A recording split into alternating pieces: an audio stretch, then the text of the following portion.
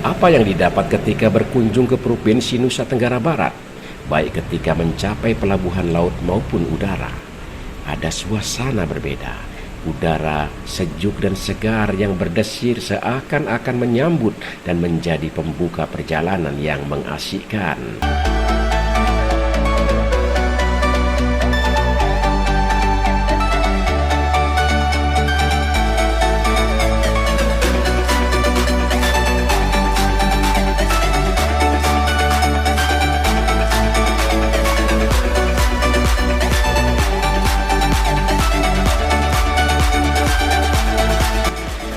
Sesampai di pelabuhan laut ataupun bandara, ada banyak tempat istirahat, bahkan untuk duduk sambil makan.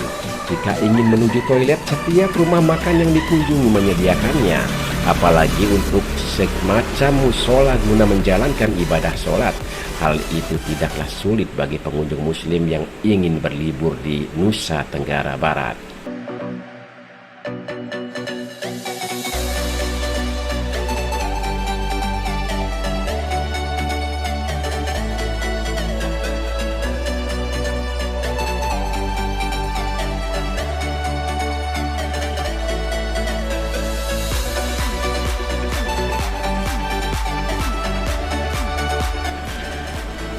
Pulau Lombok memang menjadi salah satu destinasi wisata ramah muslim dan pernah menduduki peringkat pertama wisata halal di Indonesia versi Indonesia Muslim Travel Index pada tahun 2019. Beberapa penghargaan dalam World Halal Tourism Award 2016 pun sudah diraih, seperti World Best Halal Beach Resort, World Best Halal Honeymoon Destination, dan World Best Halal Tourism Website.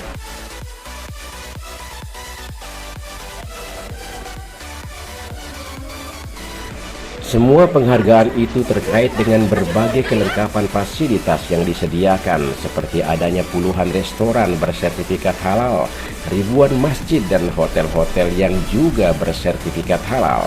Selain itu, Lombok memiliki 25 situs heritage Islam, 7 Islamic event, dan 11 paket tur wisata halal. Hebatnya, dalam Global Muslim Travel Index tahun 2022, Indonesia berada pada posisi kedua. Hal ini tentu saja tidak lepas dari kontribusi Provinsi Nusa Tenggara Barat yang beberapa kali meraih predikat terbaik wisata halal di Indonesia.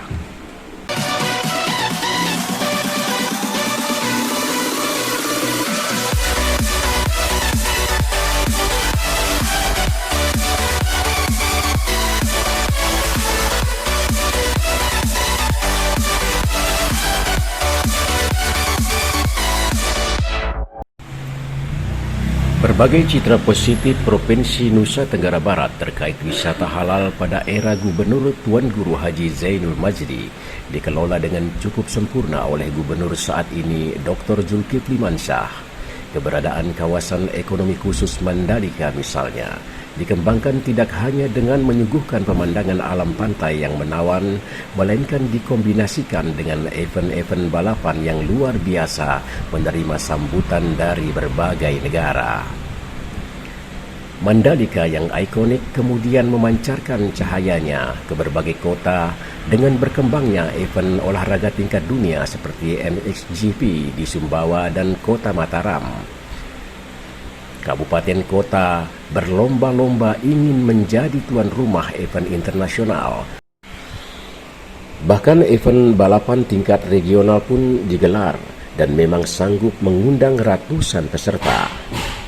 Setidaknya, Provinsi Nusa Tenggara Barat memiliki pesona alam, wisata halal, sport tourism, wisata budaya yang menjadi sisi-sisi terang cahaya perekonomian di masa mendatang. Sisi-sisi itu memantik kunjungan atau setidaknya menjadikan Provinsi Nusa Tenggara Barat sebagai pilihan tuan rumah berbagai kegiatan.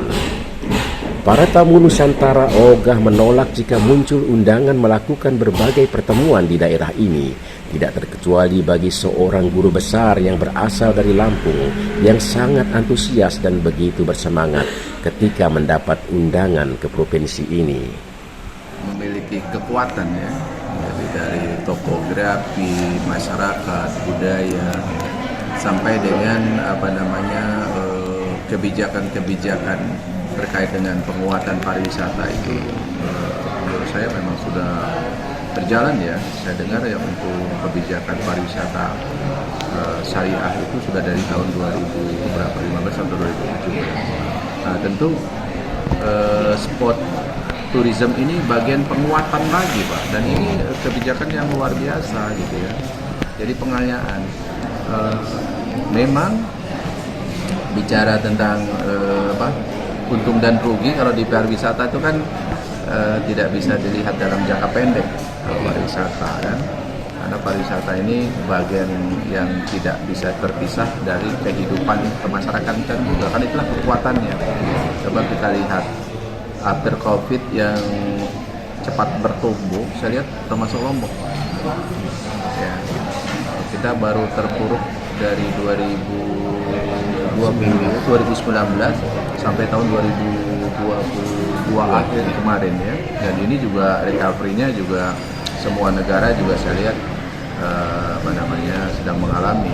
Jadi kalau diukur dalam short term, dalam jangka pendek pasti memang bahasanya itu ya.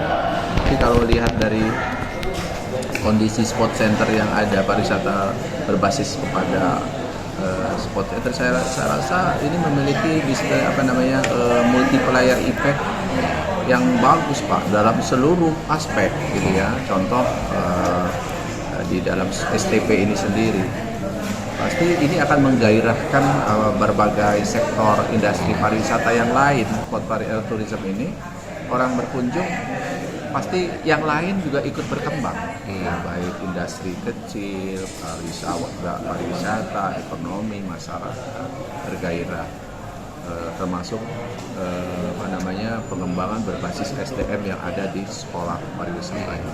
Nah, kalau kita lihat Sebanyak 23 event pariwisata ditetapkan sebagai kalender of event selama tahun 2023.